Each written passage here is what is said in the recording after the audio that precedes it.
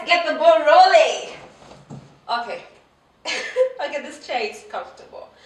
I was thinking I'd do something like we should look serious, you know, like the background, try to put those chairs here and there.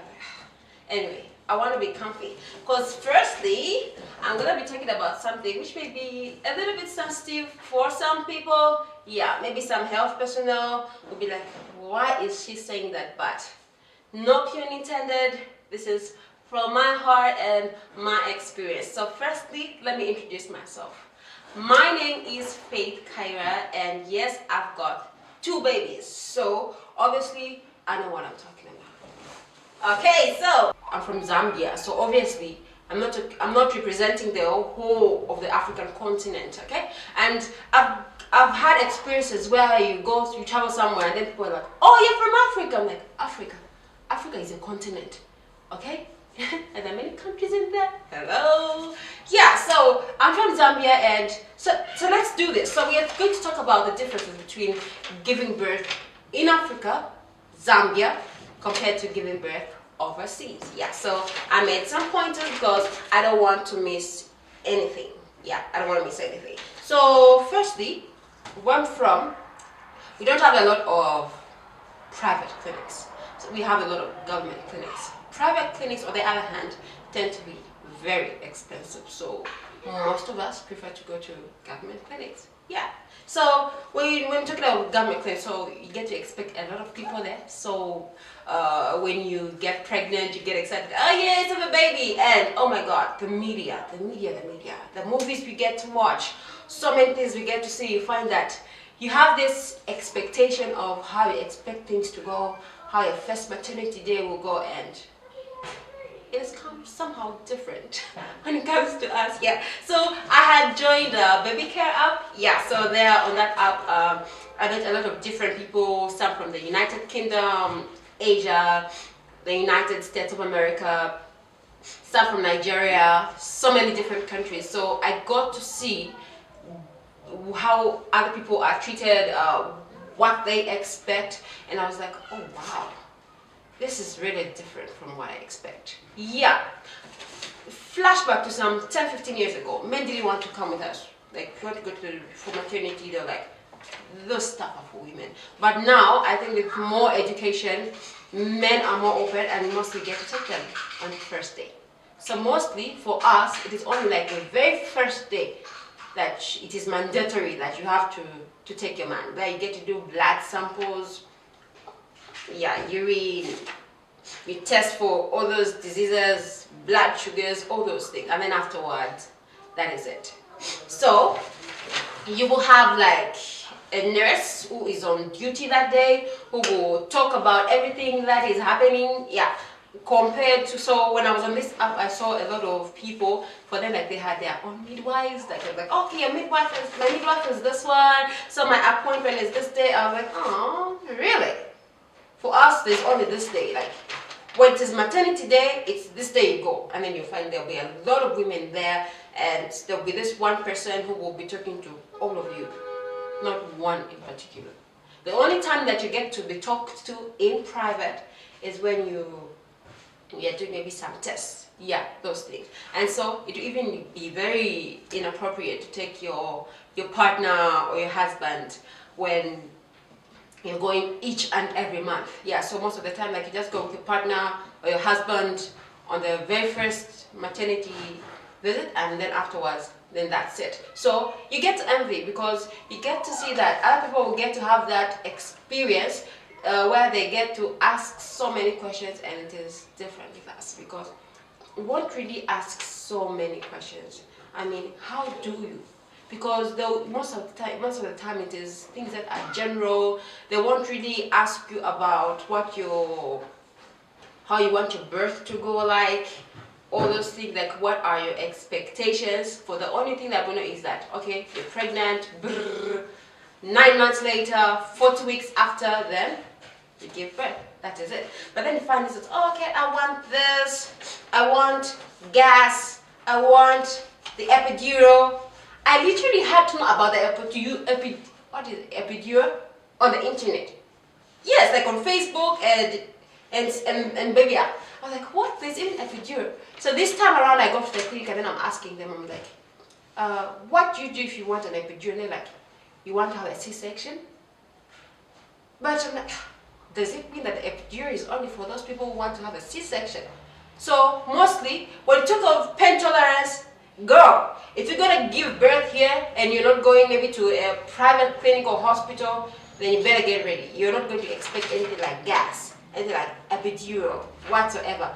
I don't even know, like when I was on that app, I would see so many things that people would say. I was like, lucky them.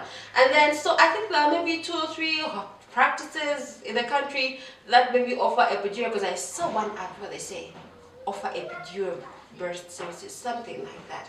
So here it's actually really uncommon. And if you're talking about an epidural, obviously it is somebody that's going to have a C-section, which I feel it is somehow not really cool. Because this time around I asked someone, like, I want to have an epidural, and I'm like, you are so lazy. I'm like, what?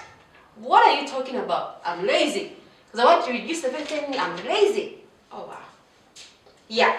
So that is it. And then when you're talking about maternity classes, obviously there are the birthing classes, there's what else? I don't know, like you guys, they're like in Europe, you have so many classes. For us, it's only maternity. You go there, they get to check the heartbeat, they get to check they get to see how big your tummy is, and yeah, they check your weight, just that. But and then there's nothing like birthing classes, breathing classes where you can go to with your partners, nothing like that. So the only thing you gotta do is, okay, I'm good. When the day comes, I'm gonna give birth. And then you get to really envy that. So imagine, I literally had to learn how to breathe online. Yeah, like you watch YouTube videos and then you see this, like, okay, breathe in, breathe out, breathe in, breathe out, okay. Yeah, so sometimes of those times, like I'll tell my husband, like I'll put on a video, like you see what this guy is doing here? Yeah, you better do that. When the time comes, this is what you're going to do, okay? I'm like, yeah, I'm seeing that. Yeah, you literally have to learn certain things online, because who's going to have time to start teaching you how to breathe over here? Or is it that they just don't have time, or they just don't consider the teachers? This is really getting me touched. Okay, so all those things, and then you get to watch, and then you get to envy. Yeah, I can't lie. Like there's certain situations like you just get to envy. And the other thing, where you get to have your partner in the labor ward, here, oh my gosh, it is not common. Like even people will be like, you want to have your husband with you, like giving birth? No way. Yeah, even my own mom was like, that is not a good idea. Like you literally think it's a taboo. Yeah, for your man to see you giving birth, because you're like, no, it's not just part of our, I don't know if it's tradition or our upbringing, the way we are brought up. So yeah, but in other countries you get to find that it is very necessary. Yeah, but yeah, it mostly they're like, oh yes, your partner, you want your partner. How many people do you want to be? Do you want to be there? Like, is it 2 people? Is it 3 people? Yeah, things like that. Yeah, but over here, maybe those that give birth in private clinics, but not over here. Most of the time, the man will be outside waiting. I tell you, your husband will go there, the men will tell him, okay, go home. When she gives birth, go home. Yeah, it's like that. It's like that. Yeah, but otherwise, all things go on. And then the other thing is what I realized was when it comes to scanning, yeah, where you get to scan, you go to the guy and you get to scan to see how the baby is growing or what. This change was concerning the price. Apparently, here in Zambia, it is way cheaper compared to other countries. Yeah, because I would see some people that would be like, oh my god, the scan would be like £75, $50, and I'm like, $50, £50, just scan. Over here, we spend less than $15. Yeah, so you can go as many times as you want. This week, like, I want to go there, so you pay less than $15. You can go the next month.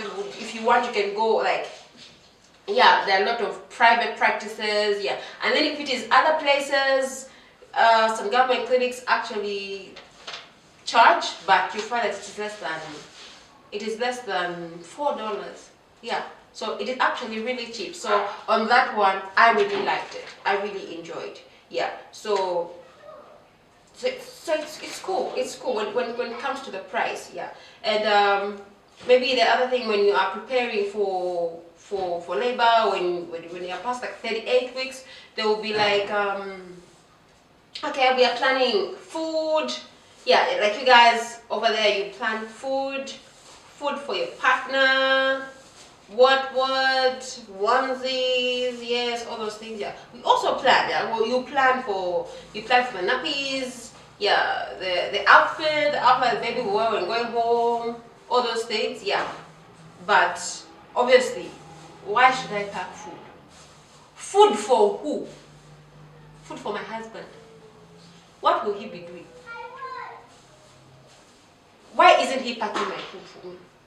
Yeah, so basically to be now, be like my husband will have to either buy food, pack food, if he wants to eat, yes, all those things, because oh my gosh, I was like, oh, these people are so sweet. They literally pack food for their husbands because they feel that their husband will be there for 3 days. Obviously, maybe that's the case, yeah, because the partner will be there. And the fact that the partner will be there in the labor room, the labor ward, all those things, yeah. So they need the energy to digest everything that's going on, especially the final action, yeah. So maybe, yeah, but over here we don't really do that. Mostly we just concentrate mostly about the baby. And then when you give birth, then they'll bring you food. If you have the appetite to eat, you eat it. If you don't want to eat, yeah, but you're told to eat something. But most of the time, I've never been that person I wanted to eat, honestly. Like, I literally lose my appetite. Yeah. So it's like that. So these differences, so I know a lot of people may be thinking that everything is bad, but no, it's not. I think maybe one of the things that we really lack, maybe what we really want, is when you're pregnant, you're going to the clinic, you want the attention. You want to feel spatial. You want that one-to-one. You want to really know what is happening with your body, and especially if you are a first-time mom. Yeah. So when I was pregnant for the first time, I was not really concerned about that. For me, I think I just wanted was to give birth. But the second time around, I really took the interest to really know what is happening per week, what is happening to my baby. Like, if I don't feel the movements, all those things, I would really get so concerned. And it's not because I learned that at our maternity classes, no.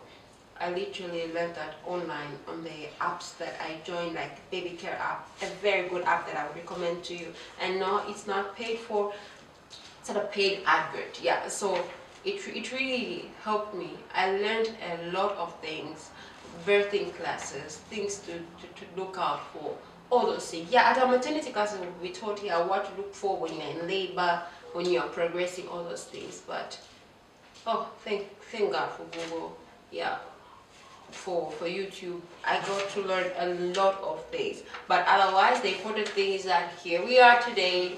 We have them babies, 5 healthy babies, and we go home. Yeah, and maybe one thing that I would like to end up with is yeah, the labor room drama. I think it's very different. Yeah. Especially for the first time, it was way different when you get to see that. Most of the time, like when you're in the government clinic, you're a lot in the labor ward, and then when you are ready to give birth, then they'll whisk you away. But that's how you find this person has got their own, I don't know if it's their own room or not. Like, oh my God, that is so cool, right? So we wish it can be like that over here, but obviously it will take years, especially we are still a developing country. Yeah, and the other thing is that you'd find that the nurses, at times they'll be like, another place, yeah? Especially when I was having the first baby, they were somewhere else. And then, because I really delayed to give birth, and this guy comes, I think he was one of the midwives, I don't know if he's a midman, he was whatsoever. Yeah, and then he tells me, no, okay, I'm gonna put you a drip, I was like, what is this drip for? Because now I was sort of like, no, it is just going to help lessen the pain. This guy didn't tell me that it was actually inducing, like trying to speed up the labor process, eh? After he put that drip, it was something else. I was like, yee. Huh? But when you look at these other places, like they'll literally tell you, okay, this medicine that you're taking, it's for this. This is for that. I never got that, especially the first time. But for the second time, I really thank God for the midwives. They were so understanding. I think because it was the place where I work. Yeah, so where I work, and then we have our own clinic. So yeah, so it's like even the people that were attending to me during maternity were the same people that actually attended to me when I was giving birth, and I really knew them, and it was way better compared to my first time. But a lot of people in other clinics, I'm telling you, they do talk about where they are not even getting that attention, where the nurses will be there, and the moment you feel like, okay, here I am, I'm about to push, and then that's when the people will be rushing in. And I really hope that changes. I really hope that changes. Yeah. And the last thing I want to talk about is the placenta. I don't get it. Like, you guys take the placenta home or something? I saw a clip of Keeping Up with the Kardashians where Kim took the placenta and made it into pills. We're like, okay, yeah.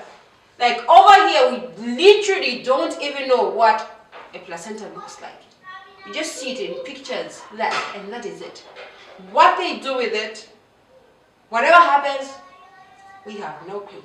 So now I don't really know if I really need it. Yeah, others were saying, no, I'm gonna frame it. You want to frame a placenta? Okay.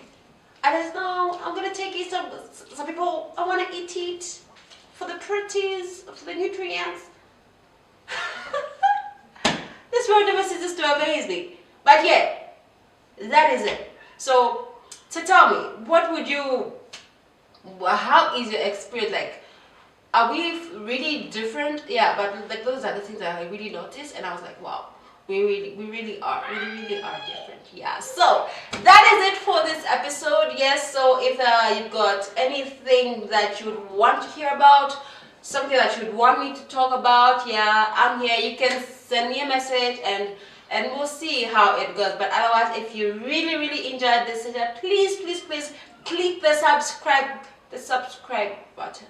Yeah. English is my second language, so you guys better understand. Yeah, so click the subscription button. Yeah, and I'm looking forward to what we're gonna talk to next time. Bye bye. Love you guys. Mwah, mwah, mwah.